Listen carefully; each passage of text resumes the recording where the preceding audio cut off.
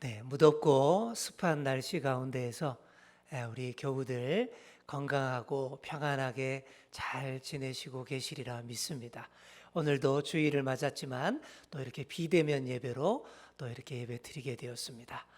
더욱더 우리의 마음을 한 곳으로 모으시고 더 주님 앞에 집중하시고 예배하시는 그런 복된 시간 되시기를 간절히 축원합니다. 철학자 한병철 씨가 쓴 이런 책이 있어요. 피로사회라는 책이 있습니다. 제목처럼 오늘날의 우리 사회가 대단히 너무나 피곤한 사회다라는 그런 말을 하고 있는 책이에요. 자, 왜 그렇게 필요한 사회가 되었냐 하면 그 이유가 성과를 중요시하는 성과 사회이기 때문에 그렇다라는 거예요. 매사에 성과가 있어야 된다는 건데 문제는 극히 소수만 그 성과, 그 목표를 달성하고 대다수의 사람들은 그 경쟁 과정에서 낙오하고 실패하고 만다는 데에 문제가 있습니다. 근데 이보다 더 큰 문제는요, 성공한 소수이든 실패한 낙오한 다수이든 탈진하기는 마찬가지다라는 거예요. 성공한 소수는 왜 탈진하겠습니까? 그 성공한 성과를 계속 지키고 유지하려다 보니까 탈진하는 것이고, 또 대다수의 낙오한 다수들은 실패한 그 실패와 좌절과 무기력의 늪에 빠져서 또 탈진한다라는 그런 얘기입니다. 자, 그럼 어떻게 해야 될까요? 그래서 어쩌라고요? 라고 했을 때 이 한병철 씨는 이런 처방을 제시합니다. 자, 깊은 심심함이 꼭 필요하다. 이렇게 얘기를 해요. 자, 우리 한번 따라해 볼까요? 깊은 심심함이 필요합니다. 자, 깊은 심심함이라는 것이 바로 휴식이라는 그런 얘기입니다. 현대인들이 심심한 것을 못 참잖아요. 그죠? 심심한 거 못 견딥니다. 근데 여기서부터 현대인들에게 활동 과잉이 생기고 탈진이 일어나는 거예요. 그러니 좀 심심해야 한다라는 그런 얘기입니다. 근데 조금 심심해서 될 게 아니라는 거예요. 깊은 심심함이라고 표현을 했죠. 깊이 아주 많이 심심하게 해주어야 그래야 충분한 휴식이 된다라는 그런 얘기를 하는 것입니다. 자, 우리가 밤에 잠을 잡니다. 이 잠이라는 것이 우리 육체가 최고로 깊이 푹 쉬는 그런 육체적 이완의 정점입니다. 육체가 깊이 심심해지는 것, 이게 바로 잠인 것이죠. 이런 심심함을 통해서 우리의 몸이 회복되고 또 아침마다 그날을 살아갈 새 힘을 공급받고 그러는 것이죠. 옛날부터 우리 민족이 굉장히 쉴 줄도 모르고 열심히 일하고 열심히 공부했습니다. 세상에서 제일 열심히 부지런하고 또 성실한 민족이 바로 우리 민족인 것 같아요. 그리고 뭐든지 빨리빨리 잘하는 그런 민족이었죠. 그래서 이 빨리빨리와 성실함과 근면함이 오늘의 우리 대한민국을 만들어냈습니다. 자, 하지만 그렇다고 해서 우리가 계속 영원히 빨리빨리 살 수는 없는 거예요. 우리가 영원히 일만 하고 영원히 공부만 하고 또 살 수는 없다라는 것이죠. 전혀 쉼이 없는 바쁨과 분주함이 탈진하게 만듭니다. 쉬지 않는 열정이 오히려 역효과를 낳고 새로운 시대를 얻지를 못합니다. 그래서 때때로 잘 쉬어야 합니다. 뭐가 잘 쉬는 걸까요? 근데 이 쉰다라는 쉬는 일 때문에 또 지친다면 그것도 잘못된 거예요. 아주 난잡하게 놀아버려서 우리의 몸과 마음이 좀 많이 뒤틀리고 오염된다, 병들어 버린다 이러면 이것도 잘 쉬려다가 더 탈진해 버린 거예요. 이거 아닌 것입니다. 잘 쉬는 것이 어떤 것일까요? 드디어 많은 분들이 기다리던 여름 휴가철이 됐습니다. 이 휴가철을 맞아서 오늘 우리가 이 휴식과 쉼에 대해서 우리 더 깊이 묵상하는 그런 시간 되도록 하겠습니다. 자, 오늘 본문 말씀은 이렇게 시작을 해요. 30절 말씀을 보시면 사도들이 예수께 모여 자기들이 행한 것과 가르친 것을 낱낱이 고하니. 자, 무슨 말이냐 하면 예수님의 제자들이 훈련을 아주 빡세게 받고 그리고 예수님으로부터 능력도 받아서 전도 여행 파송을 받아 나갔습니다. 그래서 권세 있게 악한 귀신들도 많이 쫓아냈고 또 병 들린 사람 수많은 사람들도 병도 다 고쳤습니다. 그리고 하나님 나라 복음을 아주 열정적으로 가르치고 선포했습니다. 그래서 그 성과가 아주 대단했어요. 그래서 돌아와서 자랑스럽게 예수님 앞에서 선교 보고를 낱낱이 했습니다. 그들이 처음에 선교 파송 받아서 나아갈 때는 참 두렵고 떨렸겠죠. 어려운 사역 현장에서 어떻게 사역할까 걱정스러웠을 것입니다. 게다가 예수님의 선교 원칙에 따라서 아무것도 안 가지고 지팡이 하나만 달랑 들고 나갔거든요. 입고 있던 옷, 신고 있던 신발 그대로 그게 전부였어요. 그리고 보통의 여행객들처럼 뭐 두툼한 전대를 가진 것도 아니고 돈 한 푼 없이 그렇게 나갔습니다. 그런데도 그들이 나아가서 손을 얹는 사람마다 병이 났고요. 귀신들이 쫓겨나가는 겁니다. 그리고 어느 집에 들어가더라도 먹을 것과 잠자리가 다 제공이 되는 거예요.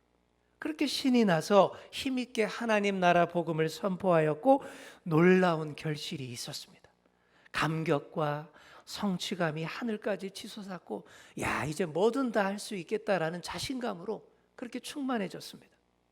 그래서 자랑스럽게 막 들뜬 선교 보고를 하면서 예수님이 아마도 이렇게 반응하실 거야 하며 기대를 했습니다. 그래.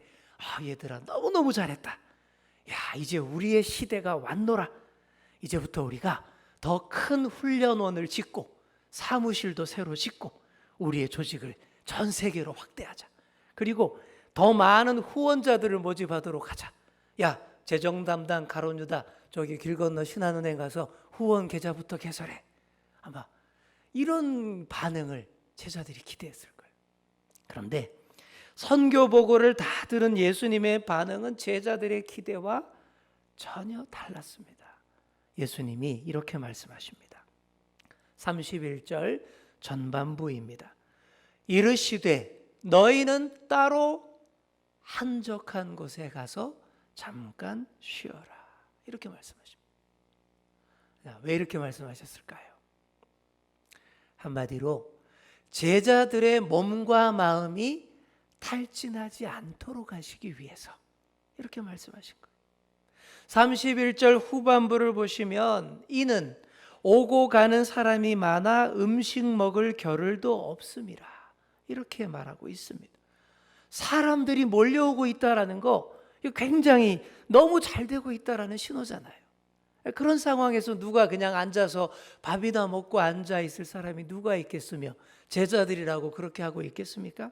그 열기와 흥분에 취해서 밥 먹는 것도 그냥 내려놓고 사람들 속으로 들어가서 바쁘게 움직이고 병 고치고 귀신 쫓아내고 또 신이 나서 목소리 높여서 하나님 나라 복음을 전했을 겁니다. 저라도 그랬을 것 같아요.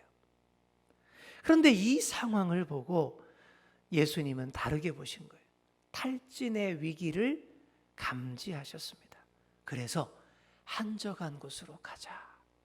한적한 곳을 찾으십니다. 한적한 곳이 지금 너희들 제자들에게 지금 너무너무 필요하다. 이렇게 말씀하시는 거예요. 또한 제자들만이 아닙니다. 한적한 곳이 오늘의 우리에게도 꼭 필요합니다. 왜 그런지 오늘 한적한 곳이 또 무엇을 의미하는 것인지 우리 몇 가지로 생각해 보도록 하겠습니다. 자, 첫째로 한적한 곳은 우리의 영성을 회복하는 장소입니다. 우리의 영성을 회복하는 장소. 자, 교회에서 영성이라는 말 많이 쓰죠. 우리 영혼의 상태가 어떠냐라는 그런 얘기인데 하나님과의 관계를 바로잡아주고 또 참된 인간의 길을 걷게 해서 균형 잡힌 신앙생활을 하도록 잡아주는 것이 바로 영성입니다. 그래서 우리 믿는 자들에게 영성은 너무너무 중요하고 이 영성을 위해서 정말 많이 노력을 해야 합니다. 한적한 곳이 바로 우리의 영성을 지키고 회복하는 장소입니다. 방전된 우리의 몸과 마음이 충전되는 곳입니다.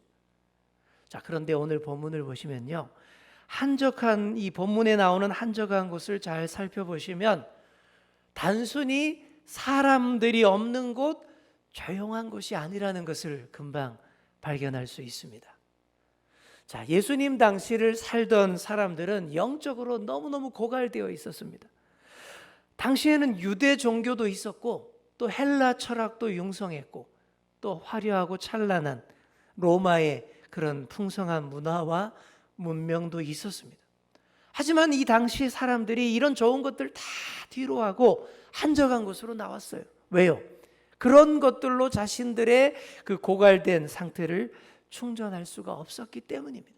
그래서 진짜로 충전할 수 있는 곳, 완충되는 곳을 찾아다니던 사람들이 결국 찾아냈습니다. 그게 어디입니까? 바로 예수님과 제자들이 좀 쉬려고 찾던 그 한적한 장소, 바로 거기로 이들도 다 따라서 몰려온 거예요. 그러니 어떻게 됐겠습니까? 그곳이 물리적으로는 전혀 안 한적한 곳이 됐습니다.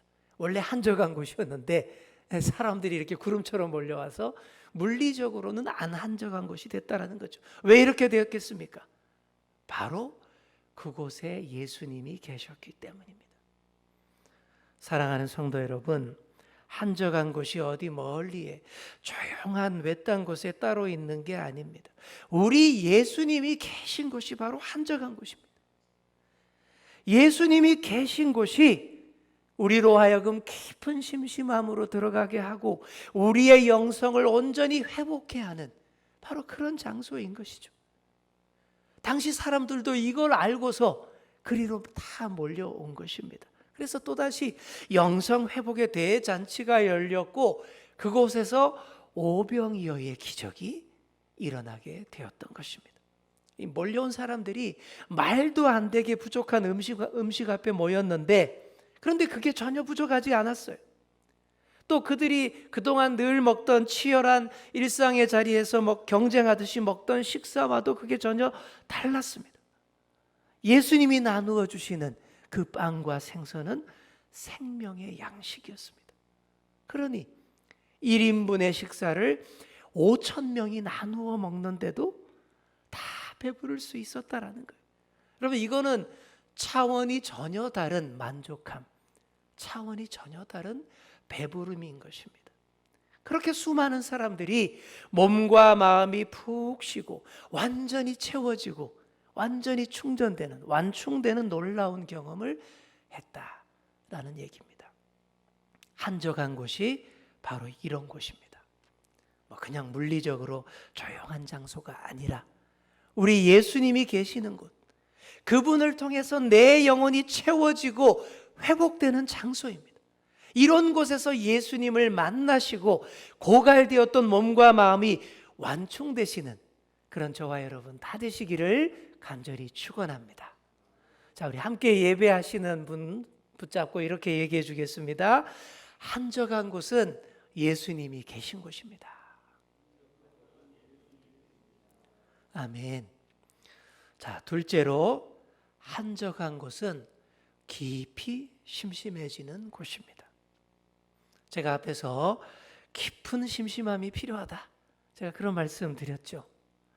요즘 제 눈이 그런 깊은 심심함을 원하는 것 같습니다.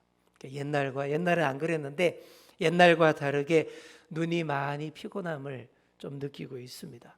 왜 그렇겠습니까? 하루 종일 계속 뭔가를 들여다보고 있으니까 그런 거예요. 그것도 옛날보다 들여다볼 게 훨씬 많아졌잖아요.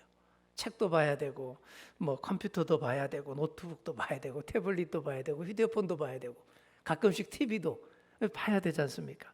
자꾸 이렇게 들여다보는 것이 많으니까 이게 눈이 좀 탈진을 하는 것 같습니다. 그래서 가끔씩 그냥 눈을 좀 이렇게 감고 있으려고 노력을 해요. 그런데 잘 안 돼요.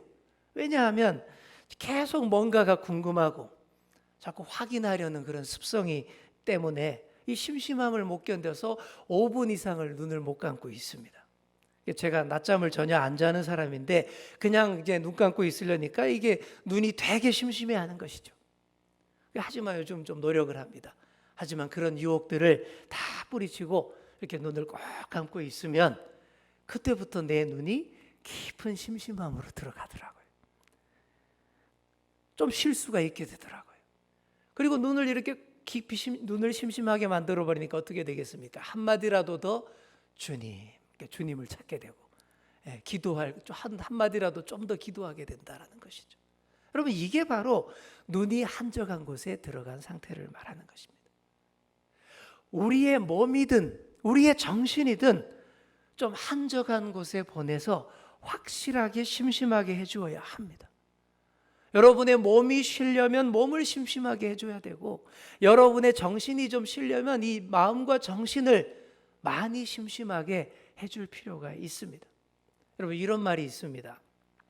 비가 많이 내리는 유럽에서 철학이 발달했다.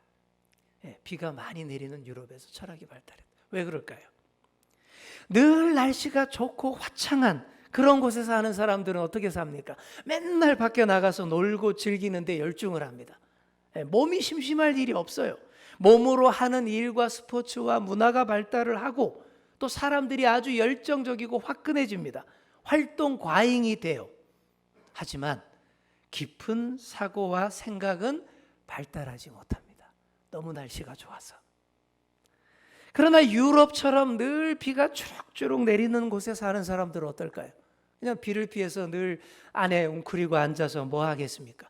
비 내리는 풍경을 하염없이 멍하니 쳐다보는 거예요. 이 활동 과잉이 멈춥니다. 깊은 심심함을 통해서 생각이 점점 깊어지고 새로운 창조가 일어납니다. 그래서 철학이 발달했다라는 그런 얘기입니다. 자, 그런데 몸을 심심하게 해서 생각이 깊어지는 것은 좋은데, 근데 또 너무 과하게 생각을 계속하면 또 어떻게 될까요? 그럼 또 생각에 지쳐서 생각 과잉으로 정신적으로 탈진을 하게 됩니다. 생각이 탈진한 대표적인 병이 바로 우울증인 거예요. 생각이 탈진한 겁니다. 육체적 탈진도 정신적 탈진도 안 됩니다. 그래서 휴식이 있는 거예요. 육체 노동자라면 우리 몸이 많이 심심하도록 하는 그런 휴식을 해야 합니다. 평소에 늘 몸으로 일했으니까 몸은 최대한 편안하게 만들어주고 대신에 가만히 앉아서 누워서 머리를 좀 쓰고 생각을 하는 그런 휴식을 취해야 그게 효과적인 휴식이 되는 거예요. 반대로 저 같은 정신 노동자는 또 반대로 해야 합니다. 머리 안 쓰는 그런 휴식이 필요한 거죠. 제가 제일 싫어하는 TV 프로그램이 굉장히 복잡하고 어려운 문제를 막 내주면서 풀라 그러는 프로그램. 그럼 못 쉬잖아요, 그죠? 계속 머리가 쉬어야 되는데 그런 프로그램 싫죠. 그런 거 말고 그냥 좀 시원한 액션 장면이 막 나온다든지 아주 좋은 풍경이 많이 나오는 그런 TV 프로그램이 좋더라고요. 그래서 저는 또 비가 주룩주룩 내리는 풍경을 하염없이 바라보면서 멍하니 있는 거, 이런 거 되게 좋아합니다. 피로가 풀리는 것 같아요. 또 한적한 지방도로를 하염없이 자동차로 드라이브하는 거, 너무 좋더라고요. 쉬는 것 같더라고요. 이렇게 정신 노동자는 마음과 정신이 많이 심심하도록 아무 생각 없는 단순 노동을 해본다든지 아니면 땀을 쫙쫙 흘리는 운동을 한다든지 해야, 그래야 이게 진짜 쉬는 것이죠. 자, 이렇게 각자의 삶과 상황에 맞추어서 우리의 몸과 마음의 한적한 곳을 제공해주는 그런 여러분 휴가철 되시기 바랍니다. 코로나 때문에 좀 많이 제한되어 있긴 하지만 그래도 우리 몸과 마음이 깊은 심심함을 누릴 한적한 곳은 반드시 있습니다. 찾아보시면 반드시 있어요. 그런 좋은 것들을 찾아서 푹 쉬시는 그런 여러분 다 되시기 바랍니다. 자, 우리 옆에 계신 분께 이렇게 이야기해 주겠습니다. 몸과 마음을 깊이 심심하게 합시다. 아멘. 자, 이제 마지막으로 한적한 곳은 우리의 삶을 새롭게 하는 곳입니다. 살다 보면요, 우리의 삶과 우리의 영성에 자꾸 이물질이 들어옵니다. 바이러스가 침투하기도 하고 또 이물질이 끼어서 막 쌓입니다. 정기적으로 잠시 멈춰서 이런 것들을 벗겨내고 소독하는 일이 있어야 돼요. 그런 거 하지 않으면 어떻게 됩니까? 탈진하는 거예요. 매너리즘에 빠지고 잘못된 방향으로 가게 됩니다. 그래서 잠시 멈춤이 필요한 겁니다. 한적한 곳에서 잠시 멈추기만 해도 저절로 소독이 되는 거예요. 새 힘을 얻어서 다시 일상 속으로 돌아갈 수 있게 됩니다. 더구나 믿음을 가진 우리는 예수님이 계신 그곳, 정말로 한적한 그곳에 가서 오병이어의 떡과 생선 받아들 수 있게 됩니다. 이게 전혀 다른 생명의 양식으로 배부르게 되고 완충하게 되는 것이죠. 이러면 더할 나위 없는 휴식이 되는 것입니다. 주님 안에서 참된 쉼을 제공하는 가락제 영성원이라는 곳이 있어요. 경기도 가평에 있는 한적한 곳이고 목사님이 운영하시는 쉼터인데 이곳을 운영하는 모토가 다음과 같습니다. 화면에 보이듯이 쉼, 숨, 섬, 이게 이 가락제 영성원의 모토입니다. 자, 한번 따라해 볼까요? 쉼, 숨, 섬. 자, 보시면 이게 묘하게, 그죠? 모두 한 글자로 된 단어에다가 그것도 다 시옷으로 다 된 라임을 맞춘 그런 단어인데, 자, 이게 무슨 뜻이냐 하면 첫째로 쉼, 다 아시겠죠? 사람은 쉬어야 한다라는 거예요. 그동안 너무 안 쉬어서 막 활동하면 어떻게 될까요? 숨이 너무 차게 됩니다. 숨이 너무 차게 되면 아무것도 못하는 거예요. 그래서 숨, 쉬면서 숨을 골라야 한다라는 그런 얘기. 이 숨이라는 것은 하나님의 생기, 숨결을 받은 들숨과 날숨을 말합니다. 좀 더 구체적으로 표현하자면 바로 영혼의 호흡인 기도인 것이죠. 이렇게 쉬면서 숨을 잘 고르는 것이 기도인 것이고, 이렇게 숨을 잘 쉬고 그러면 마지막으로 어떻게 될까요? 섬, 다시 설 수 있게 된다. 다시 일어나게 된다 라는 그런 얘기. 이게 얼마나 좋은 말입니까? 쉼, 숨, 섬. 딱 이대로만 하시면 정말 주님 안에서 완벽하게 휴가를 잘 보내는 거예요. 한적한 곳에서 예수님과 함께 푹 쉰, 정말로 잘 쉰 그런 휴가를 보낸 것입니다. 사랑하는 성도 여러분, 띄어쓰기를 잘 한 글이 한눈에 딱 들어옵니다. 이처럼 우리 인생에 쉼표가 제때에 찍혀야 우리 삶이 제자리를 잡게 된다는 것이죠. 또 여백이 많은 글이 더 읽고 싶은 마음이 들게 하고 생각도 더 깊어지게 합니다.